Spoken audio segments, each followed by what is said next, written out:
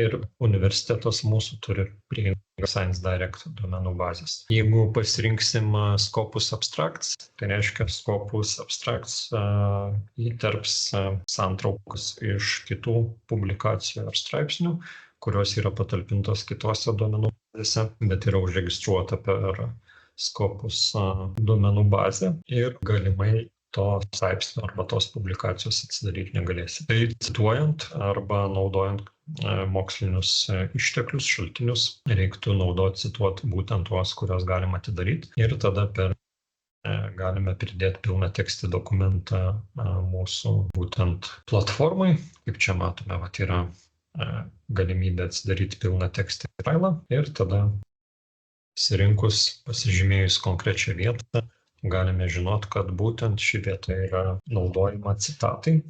Ir tokiu būdu, jeigu kažkas iškels kokį nors klausimą arba kils konfliktinė situacija dėl cituojamos pastraipos ar informacijos, tai visada galėsit parodyti pirminį šaltinį, iš kur buvo imta informacija, koks straipsnis, kokia vieta buvo cituota.